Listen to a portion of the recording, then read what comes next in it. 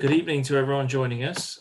Welcome to this second panel session on produced by the Marx Memorial Library on trade unions and the fight against unemployment. My name's Jonathan White. I'm providing tech support tonight, not chairing the meeting. That will be somebody else's responsibility. But I just wanted to take an opportunity before the meeting gets going properly. First of all, to welcome everyone and to remind you that we will be recording this meeting, and to say that the chat, if you want to put questions to the panel, you can do so by putting them in the chat and I will feed them through to the meeting's chair. I just want to take a minute before we get started properly to put in a little plug for the Marx Memorial Library. I'm sure many of the people here tonight will be either members or familiar with the library and its work, but some people won't be. So I want to take a minute just to give the library a plug. The Marx Memorial Library was set up in 1933 as a response to the rise of fascism, to promote Marxism, to provide an archive for Marxist works and papers, and as an education centre for the working class movement. It's been a part of the intellectual life of the British working class movement ever since. It's got an amazing collection of archives, including those of the international brigades, print and poster collections. It's got an incredible library of books on Marxism, the history of socialism and the working class movement. And its full name is the Marx Memorial Library and Workers' School. And that's important because a lot of what the library does is to provide lectures, and it's always provided lectures and correspondence courses for working people. And we're growing that side of the library's work again. We're putting on lectures and panel discussions like this on a regular basis, and we're running online courses in Marxism and labour history, which I will put details of in the chat. I would urge people to have a look at those. They're great courses, and we're putting more on all the time. We are a small organisation, but we have big plans. Membership income is a very important part of our work. We depend on members' subscriptions for a lot of what we do, and the more members we have, the more we can do. We've been growing rapidly in the last couple of years, but we want to do more. So I would put out a plug really to people to consider joining the library. It's very reasonably priced. You get Theory and Struggle, our journal, free with your membership, and you get early warning about events like this and our education courses. So please do consider joining the library. It is a fantastic institution and a really important part of building the labour movement again in this country. That's my piece done. I'm going to hand over now to our chair, who is, I'm delighted to announce, is Carolyn Jones, the Director of the Institute of Employment Research. I'm going to hand over to her now. Thanks very much, Carolyn. Thanks very much for that, Jonathan. Can I just correct the first thing is that it's the Institute of Employment Rights, not the Institute of Employment Research, but I know research goes to the heart of your work, Jonathan, so I will forgive you for that little slip. Thanks for the invitation to chair this event tonight, and thanks to Jonathan for his introduction. I'd add my plug to the Marx Memorial Library too. I'm proud to contribute to this excellent work of the Marx Memorial Library. I've watched the library grow in recent years. The staff, the committee, the trustees, the officers and the volunteers, they've all raised the bar on what an organisation like the Marx Memorial Library can achieve. The library's role in helping to educate, to agitate and to organise workers on important issues, whether they be economical, political or theoretical, can't be overestimated. So congratulations and long may your excellent work continue. Excuse me. Tonight is part 2 of a series on trade unions and unemployment. Part 1 looked at unions operating in the public sector, and tonight we look at the role of unions in the private sector. I have to say, I went back to re-listen to part 1 again. And by the way, I'd encourage you all to do the same. It was an excellent event, but I went back to listen because I had a vague recollection of a claim that mass unemployment is not on the horizon, which, given all the talk about the worst recession since the 1930s, it kind of surprised me, but it was true. In that first session, it was suggested that issues like bullying and discrimination, intensification of work, underemployment and precarity are all bigger problems than unemployment. But of course, as I say, that meeting was looking at the public sector. And as figures from the Office of National Statistics, the ONS, highlight, the big job losses, the tsunami of job losses predicted, will fall in the private sector, and more specifically in the low paying parts of the private sector. So it's workers in sales and customer services, in hospitality, and those in so-called elementary occupations such as cleaners, security guards and labourers, who have suffered the biggest job losses and who will suffer the most competition in finding jobs in the post-COVID world. But of course, we shouldn't forget as well that those private sector workers who now find themselves in the front line of job losses have also been struggling for years against the bullying, the precarity and the intensification of work that is now also being inflicted on the public sector.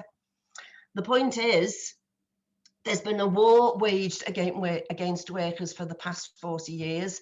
Some might even say there's been a class war waged against us. Privatisation, deregulation, outsourcing of jobs and attacks on trade unions have all had a profound and negative impact on the nature of the labour force and on the jobs that our people do. So, as we examine the failings exposed by the pandemic, and while we remember the sacrifices made by workers, and of course, while the anger and frustration is still palpable in our communities, now is the perfect time to contest the old ideologies, most specifically to contest the idea that the free market can deliver for working people. It's time for a new plan. It's time for a new deal for workers, a plan that is built from the bottom up, using the best resources and powers that we have, which are our numbers in and around the labour movement. And the timing for that couldn't be better. This year is the 100th anniversary of the National Unemployed Workers Movement. It's also the 40th anniversary of the 1981 People's March for Jobs, 2 community-based collective actions taken in the face of unparalleled economic attack on the life of working people. So, as we gather here virtually in Mark's house, we can take those lessons from the past to inform our reactions today. So with that brief introduction, I'll shut up and let our panelists have their say on what they think trade unions in the private sector can do to protect workers from the upcoming threats to jobs and to communities. And I'll remind you, as Jonathan said, this event is being recorded tonight, so the library can use it in the future for educational and other purposes. So moving on to our speakers for tonight. Our first speaker is an old friend. He is Professor John Khalip from Birkbeck University of London. So, John, over to you.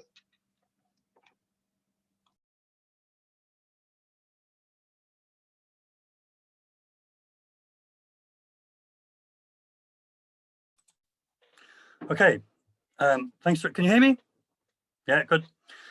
Thanks very much indeed. My internet connection is a bit unstable, so somebody let me know in the chat room if I cut out and you can't hear a word. So I'll cover the 4 questions that Jonathan, and I'll speak for no more than 15 minutes. The first is where is unemployment likely to be concentrated? How have unions historically responded to unemployment? Third, what is specific or peculiar to this particular period? And finally, what should unions now be doing? So if we start just broadly with the some of the figures about unemployment, it's up around, it's about 25% higher than it was pre-COVID. So it's now running about 5.1%, as I say, significantly higher than the pre-COVID period. All the forecasts seem to suggest that unemployment will continue rising throughout this year, but will then start to tail off late 21. I mean, we don't know whether that will happen. It depends partly on what happens with the job retention scheme, which I'll come back to in a moment. I think there are 2 points to make just to put this in context. The first is that 5.1% is clearly a very high rate of unemployment measured by numbers and everything else, but it's quite a bit lower than any previous peak. So if you go back to 1983, think back to the grim years of Thatcher, the peak unemployment rate then was 12%, more than twice what we have now.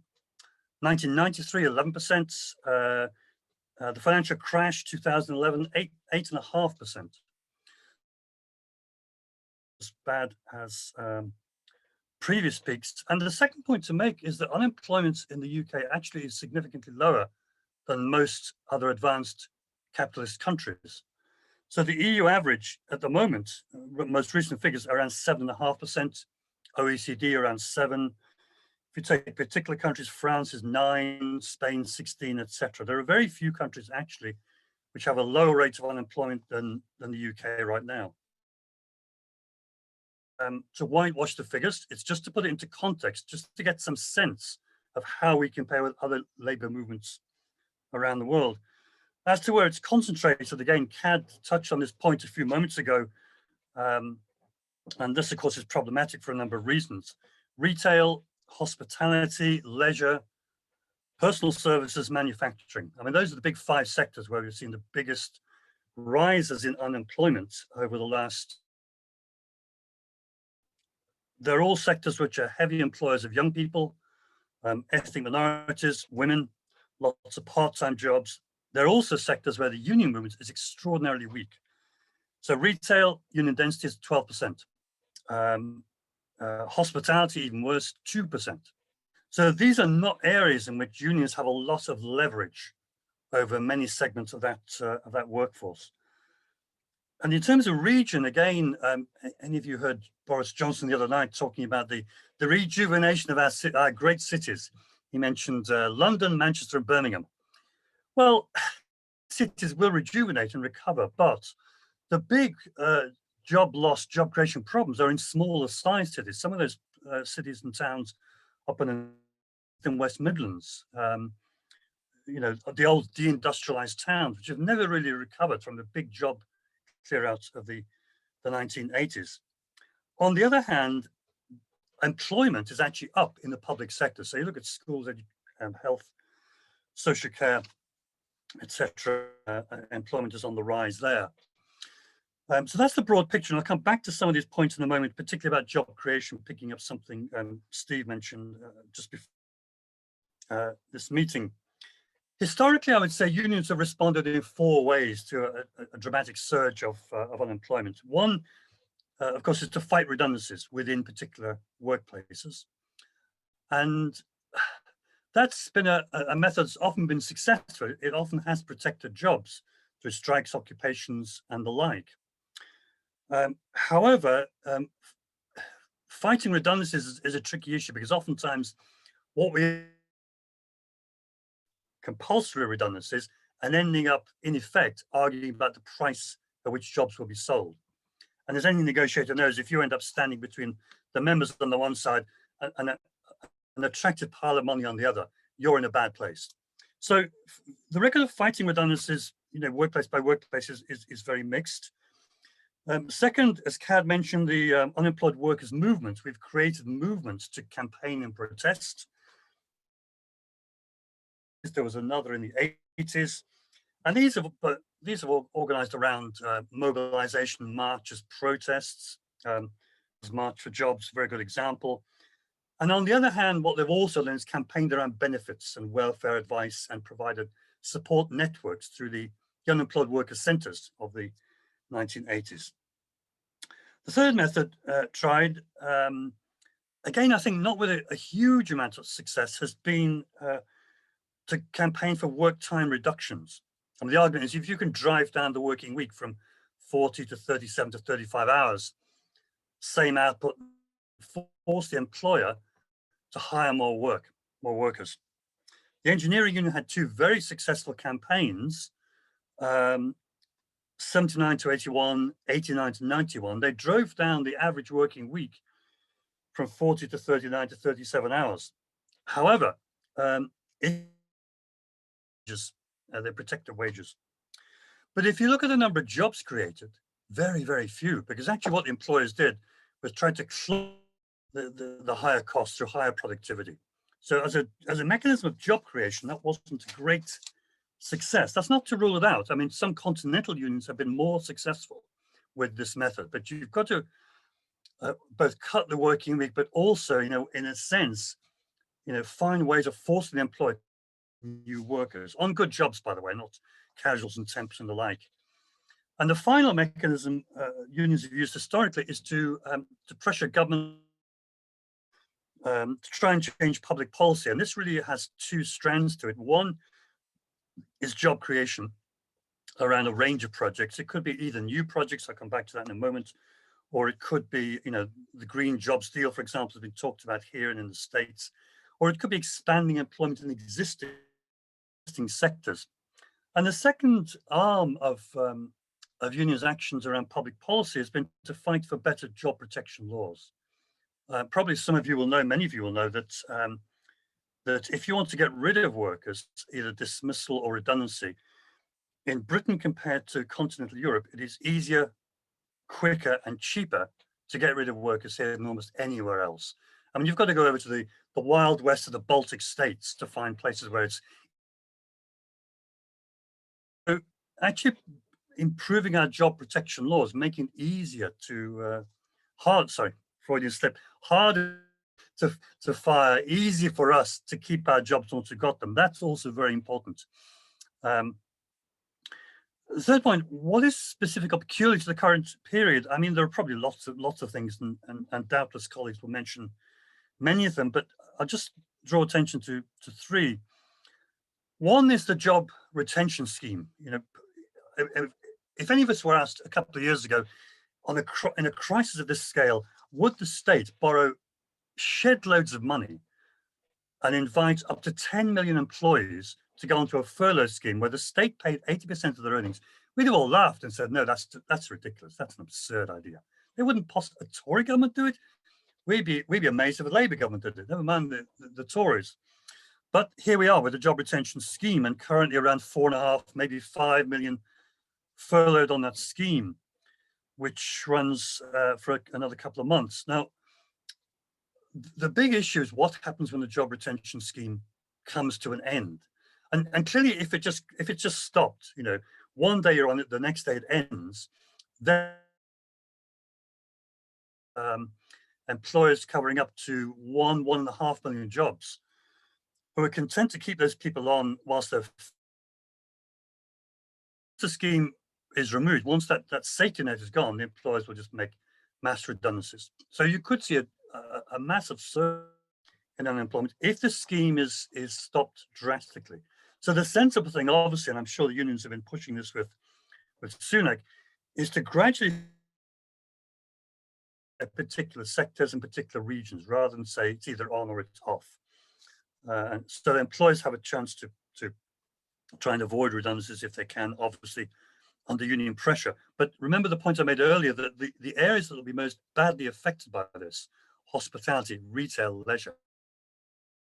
I mean, despite the efforts of Sarah and her colleagues in the Bakers Union in the fast food sector, and some of the other independent unions, United Voices, etc., in the gig economy, unions are very weak in this sector. Second point is that what's happened during the pandemic in the retail sector, which is, you know, 1 in 8 employees, 1 in 8, 1 in 9, is we've seen the acceleration of trends that have been going on some time, the shift towards digital and online possibly accelerate. And that's why we've seen this huge shakeout of jobs in retail, which I think will continue. I mean, the worst cases have gone, But there are many, many more who are clinging on, and they may wait 6, 9, 12 months, and then will gradually start shedding labor. So that, I think, is a big challenge. And then longer term, we have the effects of artificial intelligence in various forms, because what we know about AI in the longer term is that it has the capacity to replace or to work alongside, talking about hole in the wall machines for getting your cash, but talking about skilled work, professional work, technical work that increasingly can be done very effectively by machines. Lawyers, I read a couple of months ago, I know somebody was telling me, there was a nice paper written where judgments by lawyers about a set of cases were set out, and then an algorithm was written for a computer program, and they had to try and figure out the best judgments. And actually it did at least as well, and in some cases better, than the lawyers themselves. Needless to say that, I mean, it got everything the lawyers said, the algorithms, the computers got right. So it wasn't the computers are flaking, going all over the place and just kept giving absurd decisions. I mean, the lawyers looked at these results and thought, oh my God, a machine can do my job. Jesus, how am I going to earn my 400,000 a year if that's true? So longer term, there are quite significant effects. This is some way off, but nonetheless, it's an issue which it's better to think of ahead rather than be catching up. Union responses, finally, again, just 3 points to make. Job creation clearly is important and something unions have been pushing with Sunak. But I think it's important to think not just about the quantity of jobs to ramp down unemployment, but about the quality of jobs as well. And here, one thing that's interesting is, apart from manufacturing sector, where there's potential for creating very good, very skilled, secure, well-paid jobs, there's also potential actually in the public sector. I mean, if you look at the ratio, for example, of school teachers, college teachers to students, Britain compared with every other country in Europe, of doctors and nurses to the population, Britain compared with every other country in Europe, we are massively under-resourced. There are way more teachers per 1,000 pupils, way more doctors, way more nurses in most countries in Europe than there are in Britain. So actually, creating jobs is not just looking for the new sectors or building up parts of manufacturing or trying to protect stores and city centers and community centers. It's actually taking sectors that are already big employers, health and education, and saying, you know what, an average secondary school classroom, 25-30, should be significantly lower, which means more teachers, more skilled, well-paid, unionized work. So that's the first point, is pushing hard on job creation. The second, which is not so much tackling unemployment as the costs of it, is the benefits scheme here. If you go from paid work, particularly well-paid, into benefits, for well-paid workers, the drop in income is just catastrophic. We have the meanest benefits system in Europe. Again, you've got to go to the Wild West and the Baltic states to find anything meaner than ours. So again, pressure to improve the benefits system would make an enormous difference. And final point, something I know CAD and the Institute of Employment Rights have pushed, is unions potentially are a powerful tool for protecting jobs, expanding job creation, and policing the kinds of jobs that get created. So employers don't cut corners or say, yeah, we'll take state money, but actually we'll create 0 hours jobs or part-time or temporary.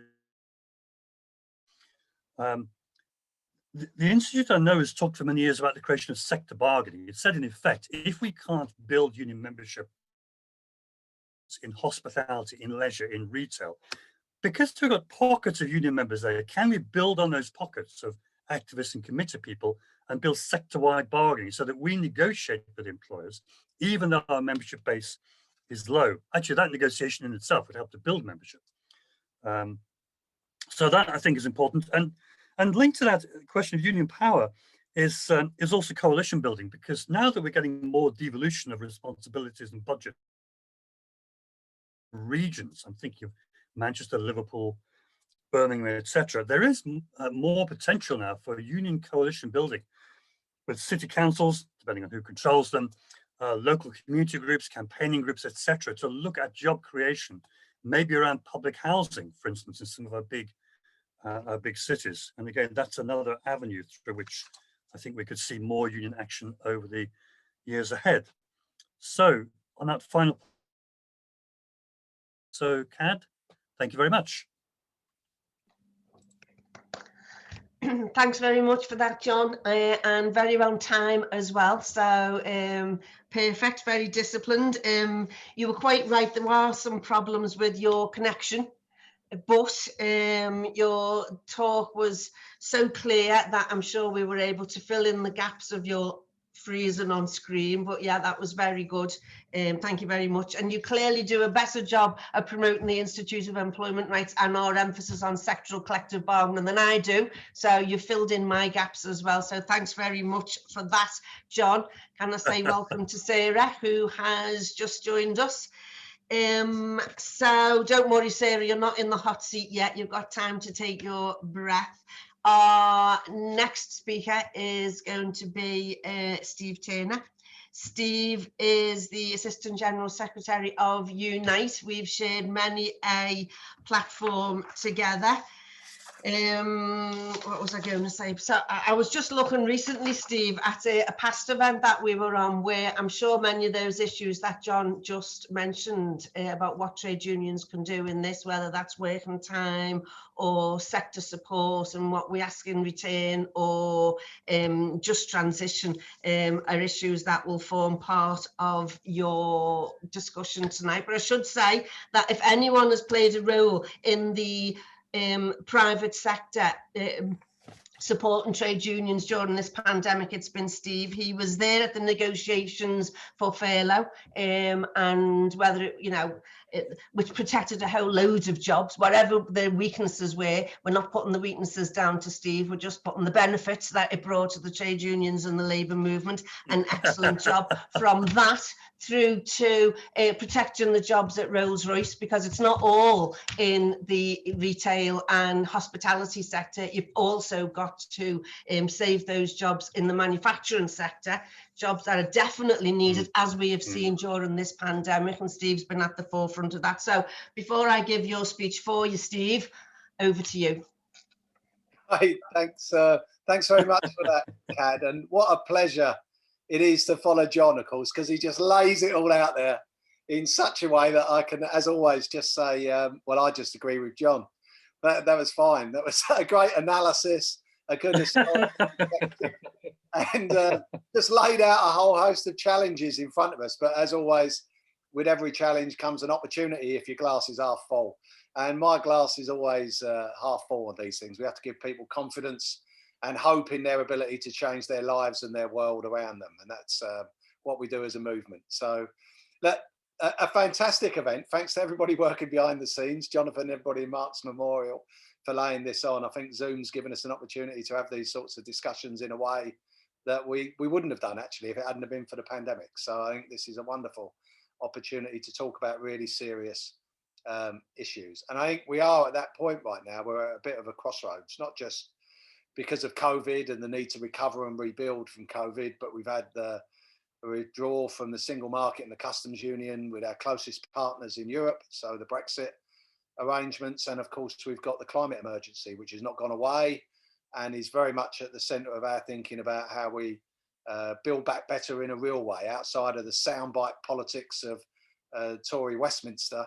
You know, there's a real opportunity here to grasp the ball by the horns and think about what sort of society do we want, and how do we rebuild that new economy that actually delivers for ordinary working class people, working people, and those that for whatever reason are unable to work in our communities.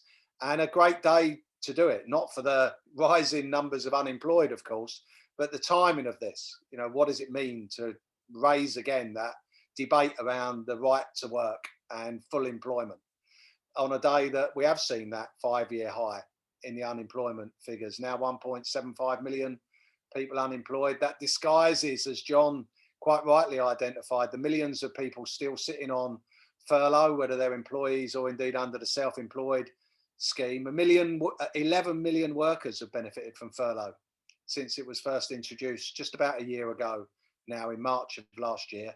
And I always say, you know, that was never a gift of the government. That was a fight that was won. And it was a fight that was won through the sort of campaigning activities that actually have been waged for a generation and more by all of our campaigning groups back there in our communities, our trade unions, our political leaders that have stood in anti-austerity demonstrations from Westminster to Glasgow, trying to build that new economy. And that laid the groundwork for discussions with the government about how we were going to protect pay way back in February of last year, when the furlough scheme was first under discussion. And for everybody that fell through the gaps, and there have been many that have fallen through the gaps, and we've tried to plug all of those holes, close those gaps, stop the exploitation of employers who didn't want to use it, just simply wanted to fire workers rather than put them on a scheme that could have kept them in pay and in work. We've still managed to protect 11 million, and we shouldn't lose sight of our victories on our journey. That's my real message there. We've also got growing levels of workers on corporate welfare, of course. In-work poverty is a shame on our communities now. Over 70% of all children in poverty are in working households. And this is this shift away from good, stable jobs covered by collective bargaining in high density areas of trade unionism that we saw when I first left school in 1979. I joined London Buses. In 1982, I joined my union as a 19-year-old. But, you know, the proportion of workers at that point that were covered by collective bargaining, either sectorally or indeed nationally or in a workplace, if you compare that with where we are now and the corresponding decline in trade union density, trade union membership, the state level attacks on our movement, whether that's overt, like the miners and the printers and the dockers and the steel workers and all of those that we still talk about today, or whether it's the indirect attacks on trade union, even the removal of the ACAS duty to promote good industrial relations and collective bargaining. You know, there's been a systematic attack on our movement over the past 40 years, actually, and many would argue more than that, but certainly over the last 40 years. And that's had a real impact on our ability as a trade union movement to fight back against some of the worst excesses of capitalism. And so, you know, we've now seen that shift away from manufacturing work to a service sector economy. And that's really led to the really dramatic impact or fallout of COVID on the UK economy, completely disproportionate to so many economies elsewhere, developed economies anyway, around the world, because it's been our service sector that's borne the brunt of those early closures, as the government, the state itself has closed down our economy and forced retail to close, forced tourism and hospitality to close, kept our airlines, our aircraft on the runways, and indeed stopped the arts and the entertainment sector from developing and continuing in the way it was. It's those workers that have been at the forefront, and it's still those workers that are at the forefront of the furlough scheme. Out of the 3.8 million that were on furlough at the end of December this year, or last year now, over 1.6 million of those were in those two sectors, entertainment and arts and hospitality. And that's where the real brunt of the COVID lockdown has borne itself in terms of how it's impacted on working people.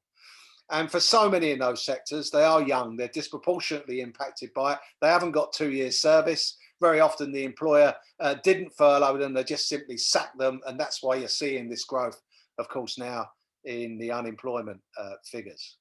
So what do we do about it? Well, there's a whole host of things that we're trying to do. We have many challenges in front of us. We've got the lessons of the 1930s, the 1980s. I remember the People's March for Jobs. I don't remember the Jarrow March, but it was a very similar scenario way back in the 1920s, the 1930s, where working people came together to demand the right to work. For me, it's not just about the right to work, it's the right to a decent job.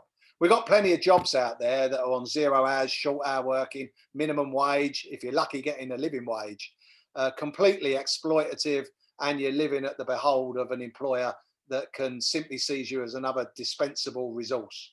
And that's not dignity in work. That's not offering respect to ordinary people that are struggling right now to put food on the table, to meet the challenges of eating or heating, paying their rent, putting a coat on the back of their children or new shoes on their feet. We need to redefine what work is. What is decent work? and how do we win decent work? How do we change our economy?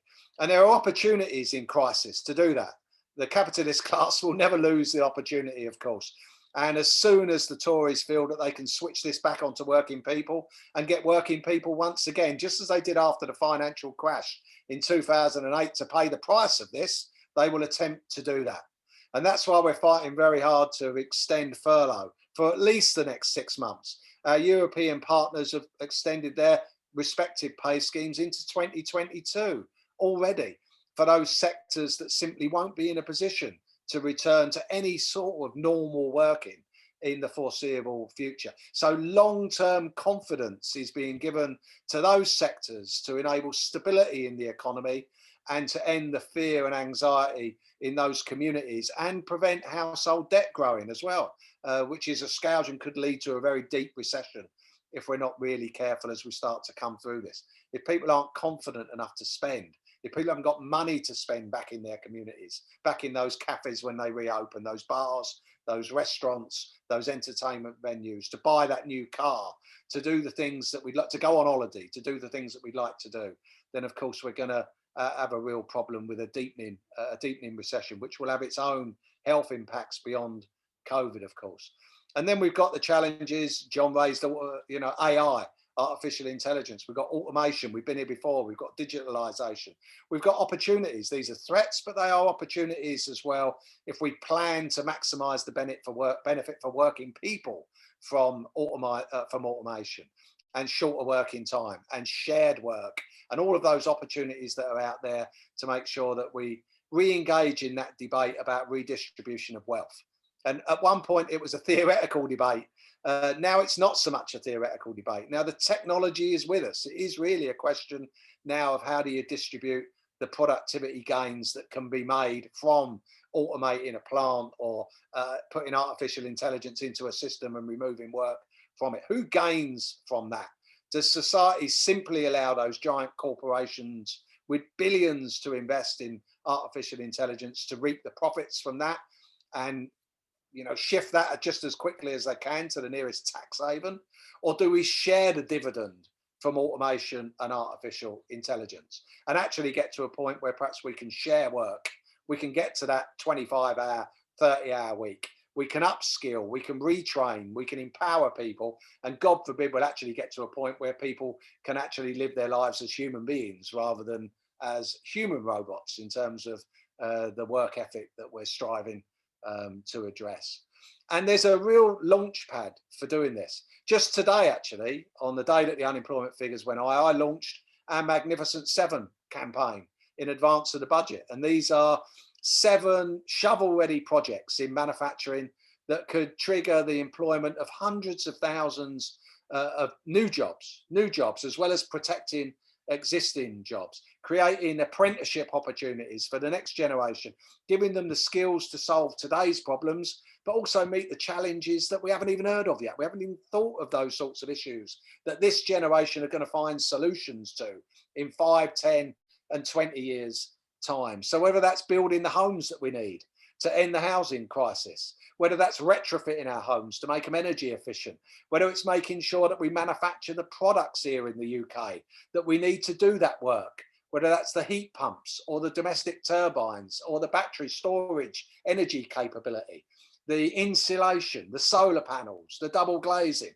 all of the work that goes with retrofit. Are we just going to be an import centre for other manufacturing nations around the world, or are we going to take a decision to actually generate an environment in which we can create legacy jobs here, good jobs that form the basis of high value exports to fund our public services, the care that we need, the NHS that we're desperate to re-engage with and make sure that we fund properly, get those teachers John was talking about in those classrooms and reduce those class sizes. How do we generate the power that we need as we transition from combustion and fossil fuels to electrical power?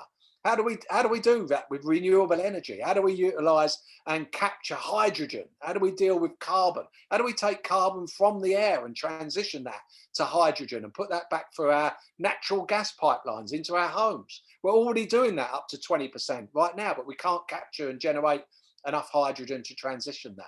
Hydrogen fuel cells will be powering our buses, cleaning our towns and our cities, the only emission being water. You know, the technology is here, but we need the state to step in and pump prime the initiative. The market will not deliver the green transition that we're demanding, and the market certainly won't put working people in our communities at the heart of that transition and the development of it, and address the fear, the obvious fears and anxieties that many people currently have. How do we transition our automotive sector? It's all in the Magnificent Seven. I'm going to send it to you later. But how do we transition the auto sector from combustion engines to electric vehicles? How do we manufacture the batteries in gigafactories here, but not just the batteries, the cells and the cathodes and the anodes and everything that goes with it? How do we create the manufacturing industrial economy that rebalances our economy away from its service-led last 40 years and particular relevance to financial services? How do we step away from that and rebalance it, get a balanced economy that means that manufacturing's at its heart? How do we get broadband into everybody's home? How useful with John? That would have been really useful for John tonight, having high-speed fibre optic broadband into his home, you know. Now we can do that. We've got the technology to do that. Well, let's manufacture the cable here and let's get people working doing that. Let's manufacture the gear and let's install the gear now. Let's make that investment. That's a manufacturing investment, but an investment in our wider economy as well. And let's ground those older aircraft and let's replace them with newer aircraft. Let's invest in small modular reactors. Let's invest in synthetic fuels and alternatives to fossil fuels for our aviation sector. We can do that. The technology is here. We can do that. You can fly an aircraft right now on SAF, alternative fuels, aviation fuels. But we don't manufacture the fuel. So let's repurpose the refineries that we've got that are currently refining oil and gas. Let's put those workers to use, making the biomass and the synthetic fuels and the SAF that we need. Let's transition our economy. Let's take this moment. And use it to redefine the sort of society that we want. Rebalance our economy, protect our public services. Think about short-time working and shared work. Think about how we get back to collective bargaining and unionisation of our jobs. Think about those new sectors and the challenges that we've got as trade unions to reach out to people in them. How do we deal with home working? How do we engage? How do we even get access to workers that are being forced to work at home without a workplace, without an office door or a canteen to meet in? What rights do we need? And that's a role for the IER, of course, doing fantastic work around scheduling a new agenda for employment rights, of course, but collective rights for trade unionists, for trade unions. I want an individual right to meet collectively for working people. That's the sort of employment right I want for individuals. I want them to have a right to meet with their union collectively with other workers in their workplace so that they can form a union, they can build power, they can be confident about their ability to influence their terms and conditions and win in collective bargaining. I want sectoral collective bargaining in all of those areas where it's difficult to organise, but not as a substitute for organisation.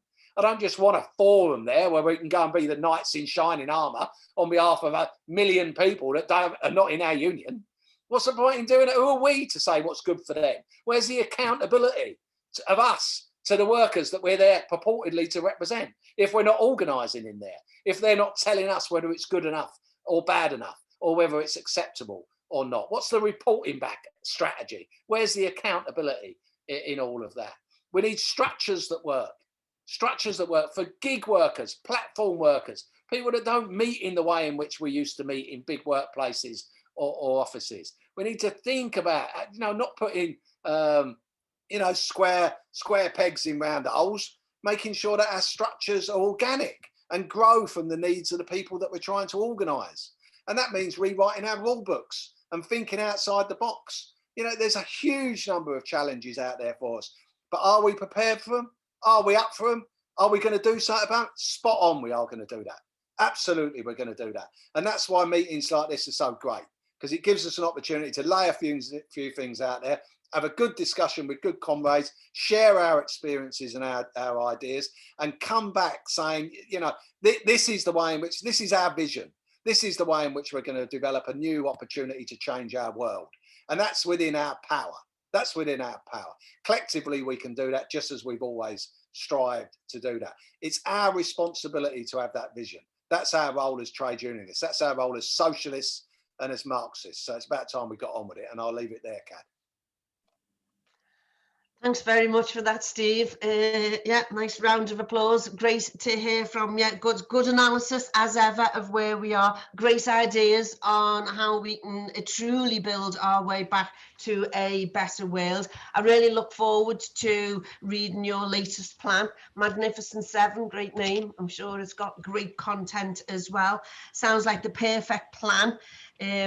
Just need the political will, I guess, or the public demand to make that transition that you have outlined, one or the other. The political will isn't there at the moment, but the political demand most definitely is, and the anger for people to say we want something better. So great. You raised many issues there, including the question of home working and the opportunities and difficulties that gives us in terms of organising and recruiting and making sure our procedures are democratic, etc., etc., etc. I'm sure there'll be loads of questions on that. Great stuff. So I am now going to move on to our final speaker for this evening before I go to the questions. And by the way, audience, I can't see you at the moment, but do put your questions and comments in the chat box. Once we've listened to Sarah, then we'll be putting some of them to the panel. So over to Sarah. Sarah, no sooner had Sarah Woolley, General Secretary of the Bakers Workers, gone into that role when she was faced with this pandemic. So not the easiest introduction to your new position. And it's a sector that where Sarah works that's traditionally been very difficult to organise. But since her position, and I must say since before as well, the Bakers Union has punched way above its weight and its numbers, and set the pace often in campaigning and organising and finding new ways of doing things. You've done an excellent campaign on sick pay, which I'm sure you're going to tell us all about, on top of all the other work you're doing, including trying to save the jobs of your members. So Sarah, welcome, and over to you.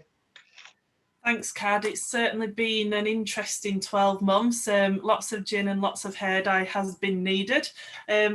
I hate following Steve. He's so energetic and passionate, and I always think, God, I feel like I need to go and have a run round to just kind of keep up with him. But, you know, thank you for the opportunity to speak tonight. And as Steve said, it's an incredibly opportune and important time to have these discussions with everything that's going on around us.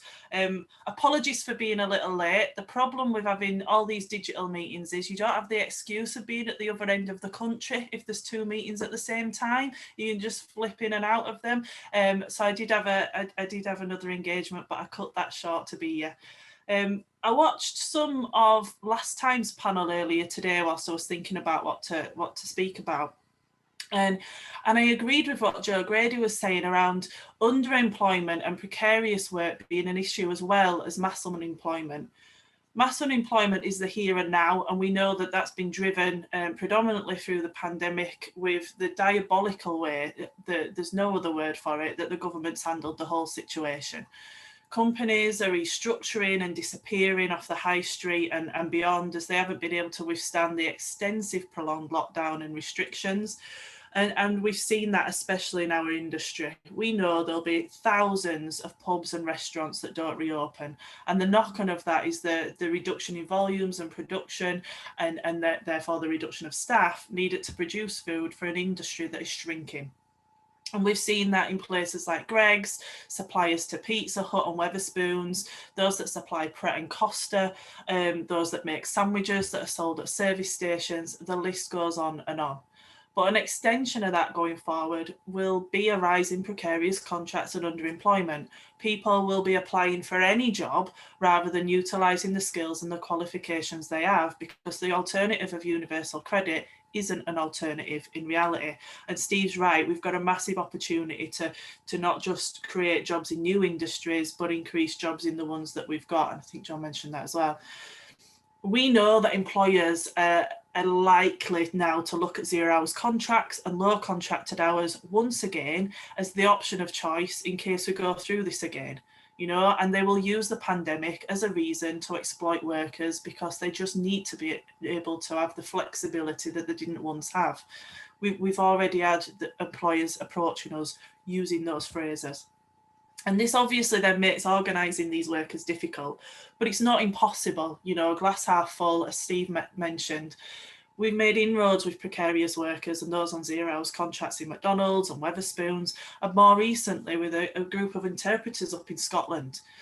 But when every penny matters, as wages are low and hours are not guaranteed, the normal model of a trade union being seen as this third-party insurance policy that will come in and swoop in and save the day is not going to encourage people to part with their money to pay for subs, in a world where there's still so many people that don't see what a trade union is, they don't know what a trade union is, other than the rubbish that they see on the news and in the papers, and where it's easier to leave a rubbish job. Even in the climate that we're in, it's easier to leave a rubbish job and move on to a better rubbish job than stop and work with colleagues to change things for the better. And the reason that we've seen some success with McDonald's and Wetherspoons is that those young people know that they are the union. Not me as the General Secretary, because I'm just a person with a title that is one of many in our union. They know that they are the force of change by standing strong together and demanding better, because we all know they deserve better.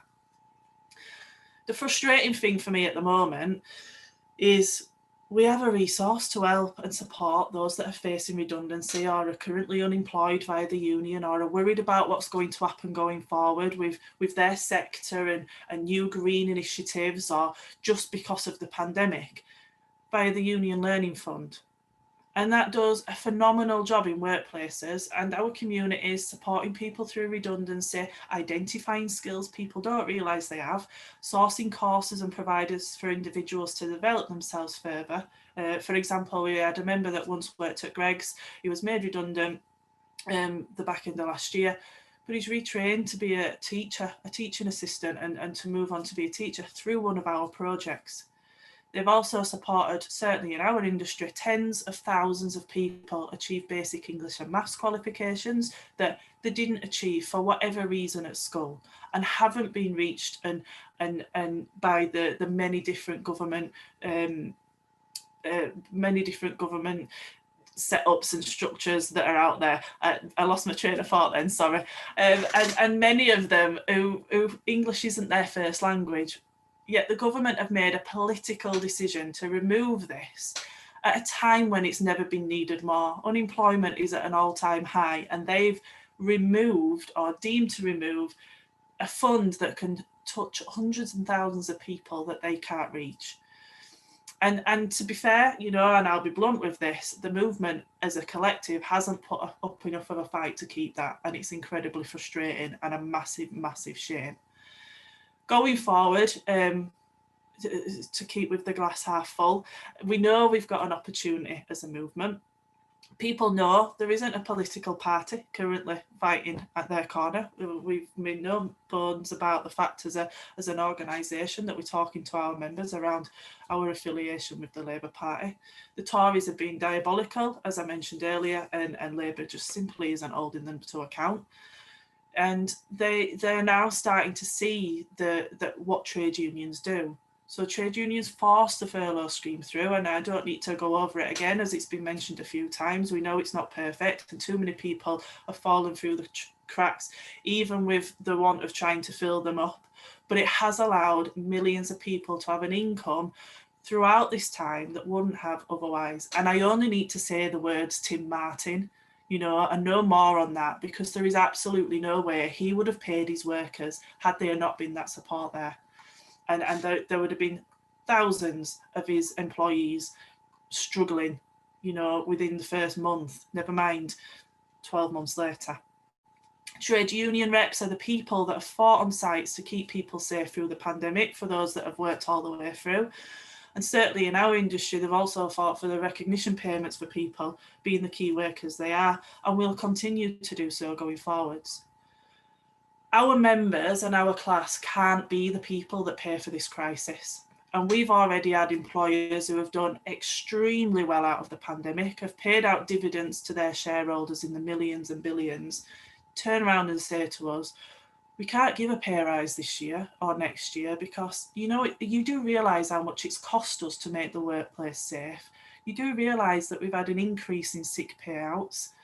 Well, that's simply not good enough. And we've made it clear that we will name and shame those employers that decide that people's health and safety, it costs the people, because it shouldn't. And I wasn't going to speak about the SSP and the Right to Food campaign, but I'll touch on it. I'll mention this first, and then I'll move on that. But we've been doing some work with and having conversations with Union Co-ops UK, because it sounds silly, but there's a massive opportunity due to what's happened and the crisis and the mass unemployment for people not to have to return to the crap employment they were in, making millions of pounds of profit for shareholders only to be paid pittance in return. There are millions of people out there with skills that aren't being used, and due to the impact of this whole situation, there are vacant properties, vacant sites that can be utilised.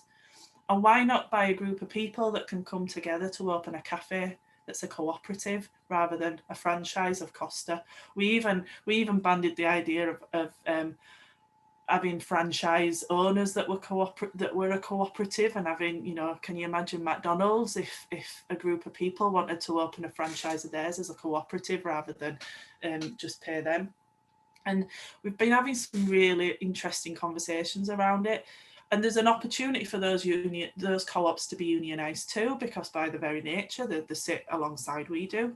It would reduce unemployment, certainly reduce underemployment, and the profits being shared around the people who do the work to create them rather than faceless shareholders. It's an idea that we've been pushing around.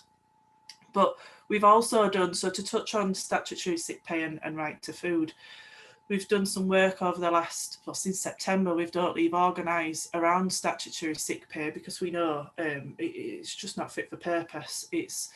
It doesn't help people when they're ill, when they need support the most. It just provides extra pressure because you don't know how you're going to pay the bills. And we've been working with them to call for statutory sick pay to be paid at 100% of somebody's wages for the first 6 weeks, to be funded by employers that choose not to do the right thing. So for all those employers that think it's okay for workers to survive on SSP, they would have to put into a pot, a bit like the apprenticeship levy, and that would fund the first 6 weeks. The following 28 weeks, we would call for SSP to be paid at a higher level, you know, much like how statutory maternity leave is paid. And for those that are on, you know, 0 hours contracts, part-time contracts, it would be an average wage. Because we know that would lift, you know, the 2 million people, for argument's sake, that can't currently claim SSP out of not earning anything when they're ill, which is shocking. We've also been inspired by Ian Byrne MP's Right to Food campaign, and I know Unite have done a lot of work around that as well. A phenomenal campaign that literally could and has the potential to change our class, you know, and we know as an organisation that what's come about through the pandemic is we have got members that are producing food, that are selling food, that can't afford to buy the food that they're doing, making and selling, and that's not good enough. It's not good enough for anybody. Nobody should have to work 60-hour weeks and then not be able to survive. So we've launched this week a research project that we're going to, we've reached out to our members, to people that are our members, to answer some questions around the impact of COVID on their ability to feed themselves and their families, but also how they coped before COVID, because COVID has magnified the issue. But there were issues before COVID with people being able to survive. And what we're going to do with that is collect the data and use that in Scottish Parliament and in Westminster to put pressure on the government to include the right to food going forward in legislation. And I will leave that there, I think, if that's okay, Cad. Marvellous, thank you very much, Sarah. That is more than okay. As ever, it's stunning to listen to the number and the range of projects that you are not only involved in, but in many instances lead. And so it is inspiring. Thank you so much for sharing that with us. I will add another one, actually. and that is, I know that you're very involved in supporting, if not helping to pay for, the Sheffield Needs a Pay Rise project, which is about digging down into the community. And we all know, you put money in people's pockets, then that pays for them to be able to go out and buy the products that keeps, you know, workers in jobs, that keeps the economies going. So it is a fine example of a community-based project that is helping to, you know, that is very much based in the reality of today. So well done, thank you so much for that. That was excellent. Now we have time for some questions from the from our audience. So I think some of them have been sent off to me. We seem to have lost John. Maybe his technology is cut out. John's moved over. He's moved over to be. Has he?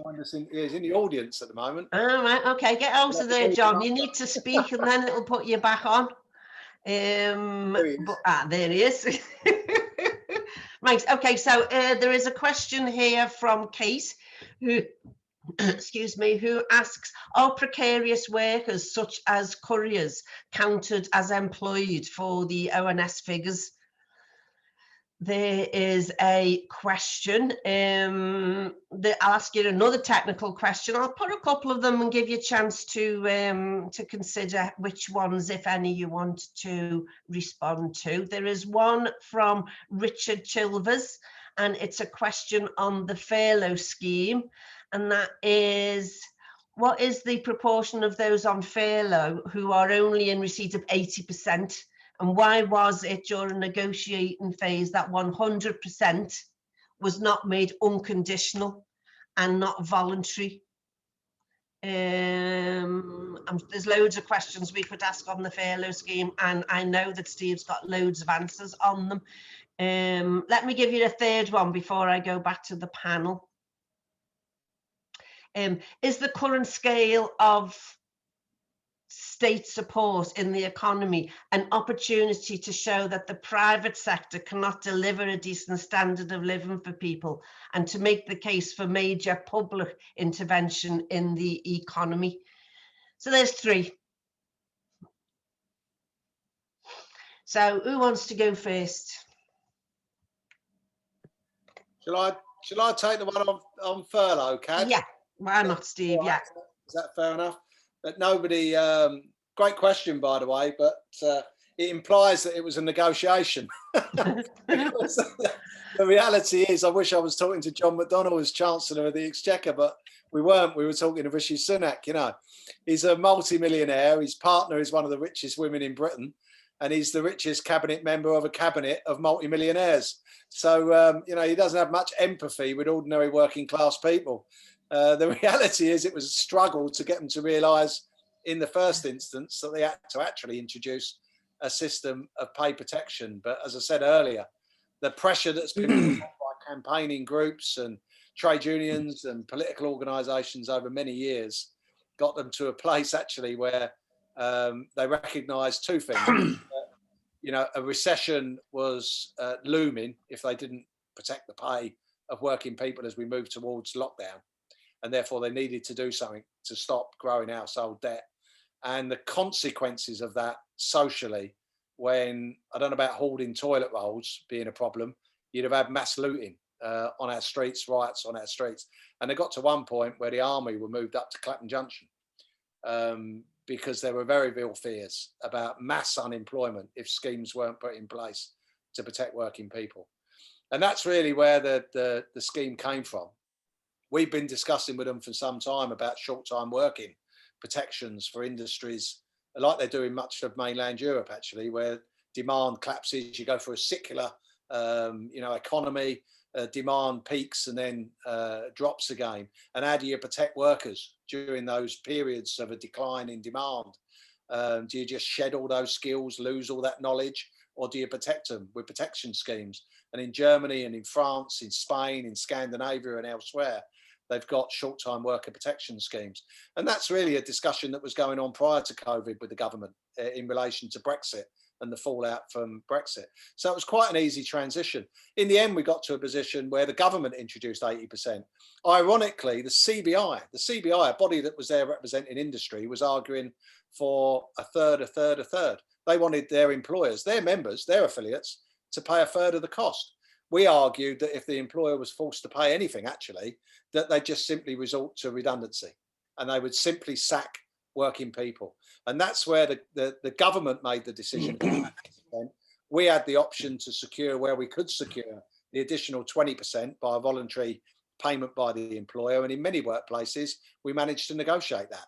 And I could reel off a whole host of industries or sectors, companies where, you know, where people were furloughed. They were furloughed on 100%, where we got good agreements, strong trade unionism, good collective bargaining rights. And we managed to sit down and work with good employers. And 90% of the employers we deal with are good employers, actually, that were in genuine difficulty during the course of this crisis. And we worked our way through it. So you could get 100%. A large number of people did get 100%. But of course, the fallback position was that 80% cut. And then the Tories did what the Tories always wanted to do. Very early on, they said, we're going to not just get the employers to pay the national insurance contribution and the pension contribution, but now we're going to reduce our bit and get them to pay 10% of the wage cost as well. And they were going to introduce that to 20% of the wage cost at the end of October last year. And if that had happened as we entered that second lockdown, then you would have started to see that 7.5% to 10% unemployment rate coming right through, as workers were just thrown under the proverbial bus, as employers, rather than paying even 10% of their wages towards the furlough scheme, simply shed labour. And we pulled them back from that, and they ended up retracting that and simply returning back to the job retention scheme at 80% paid by the state. So is it a perfect scheme? No, it's not. Is it the first time in history that we managed to get pay protection? As John said earlier, you know, who would have thought a year ago, 18 months ago, that we'd have got a Tory government and an ideologically free marketeering Tory government that couldn't give two hoots in normal circumstances about working class people, or working people even for that matter, to pay the wages of over 11 million people in this country and 3 million self-employed workers as well. Let's not forget the benefit, you know, the gains that we got for self-employed people as well here. Then, you know, we wouldn't have believed that that was possible. Well, it was possible. Everything is possible if you're confident, if you're well organised enough, and you get out there and you fight for it. Thanks very much, Steve. So, John, Sarah, either of you want to look at the other questions that I posed? Don't tell me you've forgotten them. I remember one being around the private sector not working, and all I would say is, you know, we as a union fully support the renationalisation of everything. You know, even Greggs should be nationalised. You know, whilst ever profits are going into the pockets of shareholders, it's not going back into the economy and supporting the people that need it the most. Yeah, can't argue with that. Thank you very much for that, Sarah. John. John, did you want to say something? You are unmuted.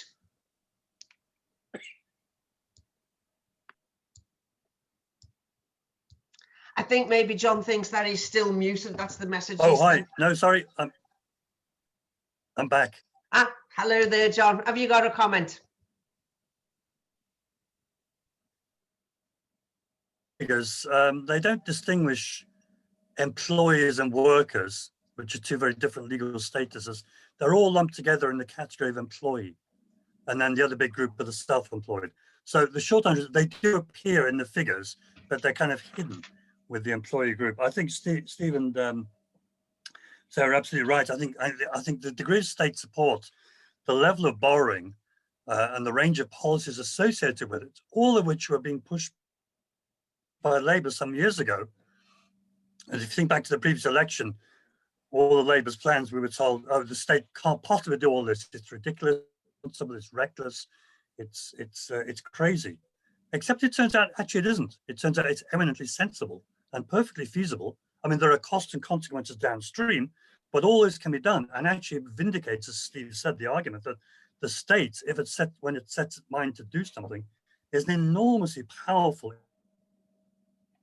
So yeah, we should definitely use this against And indeed, some of the devolved nations are using it in the case of transport to make the point that the private train companies cannot exist in this kind of environment because they're just sucking subsidies out of the central state. So why doesn't the central state take them over? And that's effectively what's happening and what may happen in Britain. So it's a really golden opportunity, a window of opportunity to push hard on more and more state action, states. What can the Tories say? We don't believe in it? Clearly not true. That's very true. And I know the CBI aren't an organisation that often gets quoted within the walls of the Marx Memorial Library, but it is worth noting that in the first speech of the new Director General of the CBI, I can't remember his name for the moment, but anyway, I mean, he said that what is needed now is not so much 2008 response, but a 1945 response to the crisis that we're coming out of. So we are coming out of a war-like situation, and we've got to have a post-war-like response, which involves government planning, central planning, economic investment, training, rebuilding the infrastructure that we need for a better way forward. So if the CBI can argue for it, then I'm sure that we can too. So let's see. There is a question on technology and the need for a shorter working week. And that question comes again from Richard. Does not the fourth industrial revolution make it necessary to increase the social wage of socialised utilities with a guaranteed minimum income supplementing a shorter working week? Guaranteed minimum income.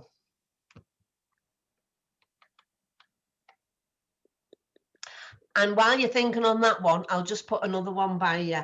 Could the panel give their views on how we, as unions, can get to workers in fragmented, precarious, often isolated work situations, whether that be at home or gig or self-employed, without legislative change? One of the challenges is finding a way to make these workers visible to each other so that they can begin to organise together.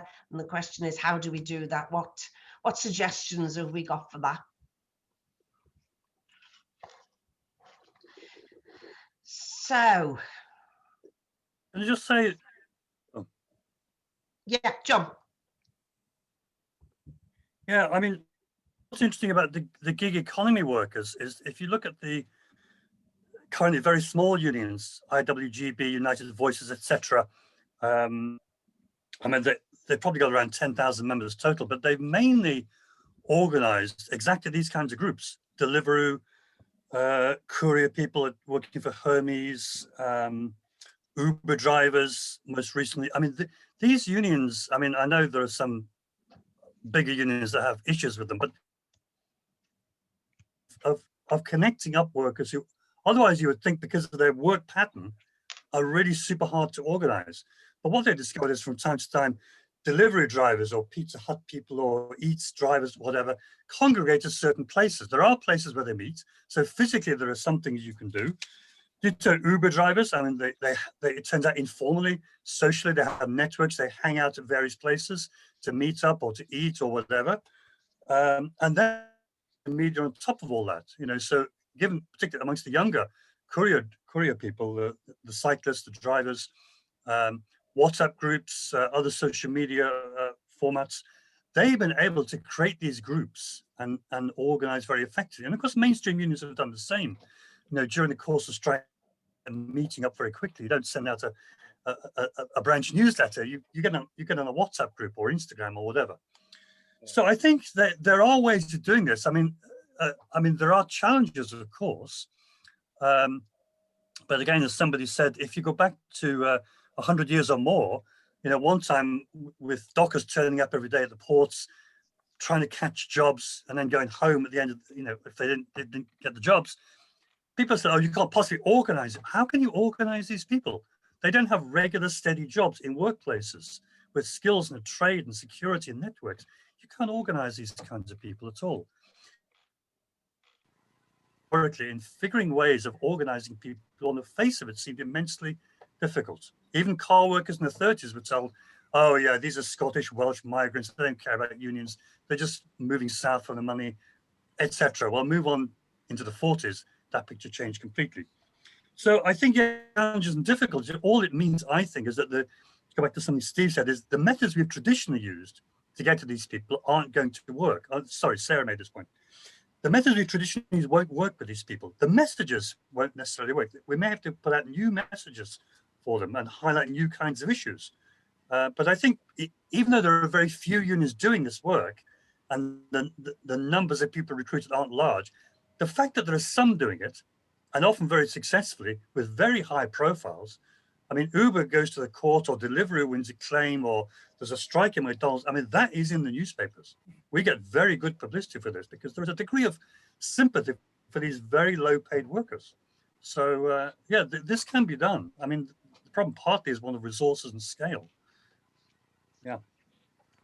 Just Steve, add to that then. I mean, I completely agree with John. There are informal networks everywhere. We just need to find them and hook into them, and not think that we're the font of all knowledge either. I mean, people have got their own solutions to the difficulties that they face, and we need to be a bit more humble and do a bit more listening in the work that we do, rather than thinking that we've got all the answers to some of these things and some of the challenges that people that we're trying to talk to have got. And I'm a great believer, you know, digital technologies enable us to do this. I mean, I can walk out of my house here in southeast London, within 100 yards, I can take myself to 30 people that will be on mopeds, waiting for their next job on a drop off somewhere else to do a delivery from a restaurant or a takeaway somewhere else. I mean, people do congregate, and we've got to engage more in our communities. We've got to get out and do community organising. I mean, I'm very proud of our community membership inside our union, actually, and what we're doing there, giving a home to those that are unemployed, a collective voice to those that are unemployed inside Unite. But we've got to do much, much more of that industrially. We've got to be rooted in our communities and address it, not leaving our trade unionism at the factory gate or the office door, but taking our trade unionism back as it's always been. Our responsibility to think about social and economic justice, human rights, you know, all of those social challenges that we've had, the campaigns that we've run for equality and equal rights and equal treatment, and all, have all been rooted in bigger social movements and part of community campaigns. And that's why they've been successful. You know, and we need to think about how we do that. John made the point about the Dockers, and it's always one that I make. You know, in the 1880s, Dockers fought for a tally, a coin that was thrown out by the governor, and you literally fought with your fists to get that coin for a day's work. And if you didn't end up with a coin, you didn't get a day's work, and you went home and you went hungry. And if you got that day's work, you had a day's work, it might have only been a couple of hours, and then you got sent home, and then you came back and you had to fight again the next day for your next tally. And we didn't have mobile phones and cars and offices and everything else. We had a soapbox, and people stood on it, and they argued, and they inspired, and they motivated people, and they got them to organise. And they formed dockers unions and gas workers unions and match girls work. You know, they got together, they organised because they were inspired to fight for that better life by people that could articulate it in a way that was relevant to them and could talk to them in their accents, with their voices, in their, you know, with their faces, in their communities. And that's really important. We've got to learn those lessons. We have to learn all those lessons all over again. Well, fine. But our history shows us that we've been here before. We have to change, of course. We use the technology that wasn't there then that is here now. We can do this. And we just need to invest in it. We need to believe in it. And we need to stop thinking things are too difficult, because they're not they're only difficult if we make them difficult. We can find the solutions to it, but we won't do it sitting in offices or on settees somewhere. We'll find the solutions, getting out, talking to the people that we're trying to organise about what works for them. We will, Steve. Can I come in, Cad? Of course you can, Sarah. You mentioned Sheffield needs a pay rise, and I just want to just read something out to you. So that the kind of the Sheffield needs a pay rise is working across the city, across sectors, bringing young people, old people, people that don't know about trade unions together. And what they're doing is they're focusing on the corporations that come into our communities to exploit our people. Feed us junk food, wreck our planet, abuse workers and pay no tax. The likes of McDonald's, who don't give anything back to our community, pay poverty wages and make billions in profit for shareholders.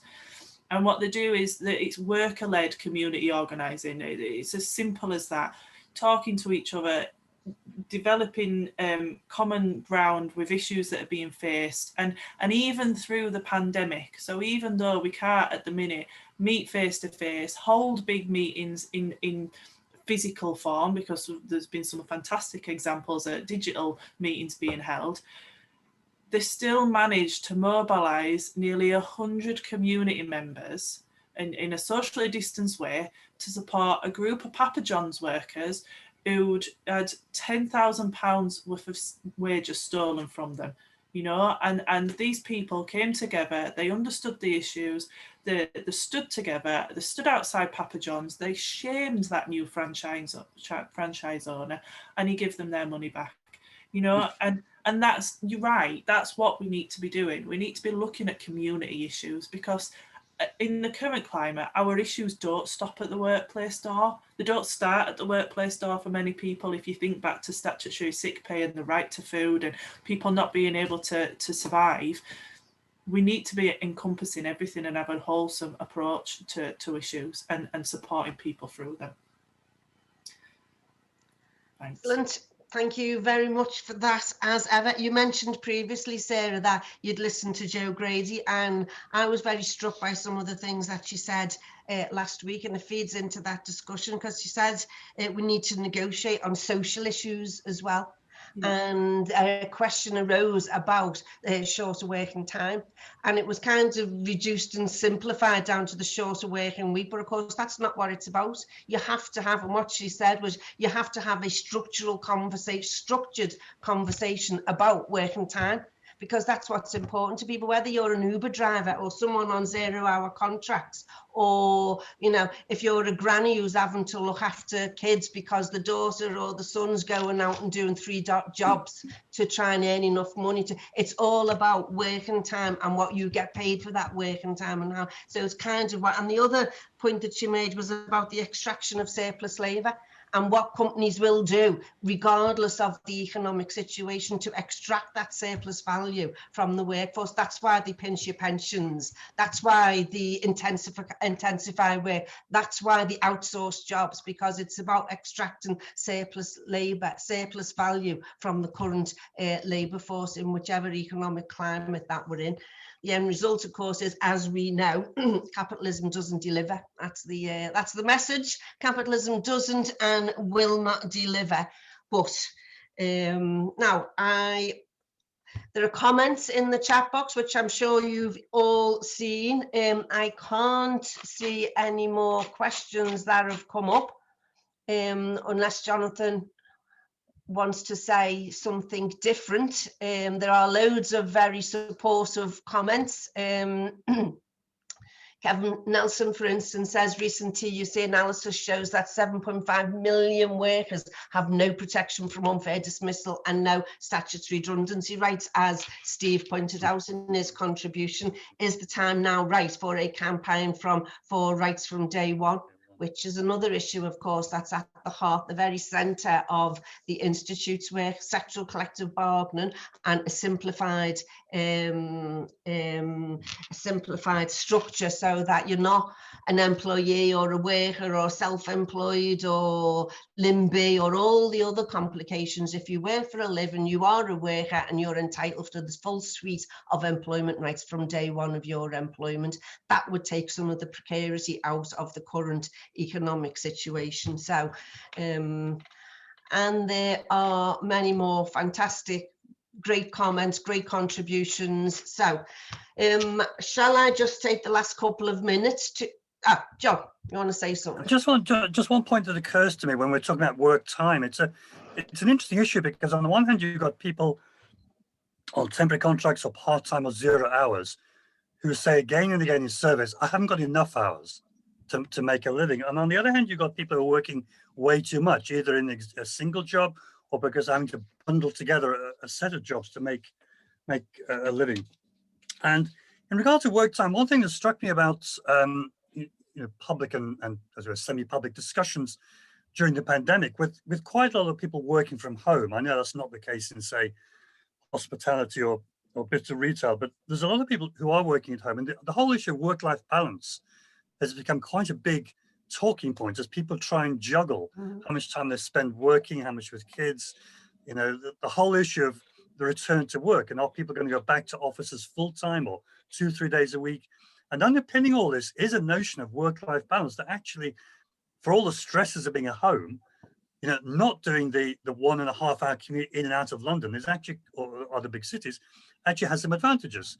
And so there's a whole narrative about work-life balance, which again, as unions, we could push around and connect up with this work time agenda. So it's not just, as it were, framing it in the traditional way of cut the work time from 40 to 35, because not everybody works that pattern, and then create more jobs. There's also a work-life balance. It's about, again, Steve and Sarah made the point, it's about the quality of my life, you know, overall, both in and out of work. And that I think has been thrown up by the pandemic in all sorts of ways. You know, people having to do homeschooling and juggle all kinds of commitments and look after carers, or not being able to visit their relatives. So this whole broader issue of quality of work life, again, Steve touched on this when he talked about a new economy, a new kind of society. Again, all of these issues we can push out there and use to promote very concrete initiatives and public policy measures. So again, it's taking these issues, which often are felt by individuals in their home as threats, but trying to turn them around and say, here are opportunities for pushing, you know, re-pushing in a new way, debates about work-life balance and how much time I spend, you know, each week commuting and in the office and all the rest. Yeah, absolutely. And as Kate just suggested in the chat box, working from home becomes living at work. Where is the balance? And the right to shut down and cut off is another issue that's going to be on the have to be on the agenda for trade unions in the future. Right, so final thing there is, well, first of all, to say thank you so much to each of our speakers for giving their time and their energy and their experience to this discussion tonight. It's been well appreciated by the library, by those people listening in, and by me. There's lots of stuff there in the chat box.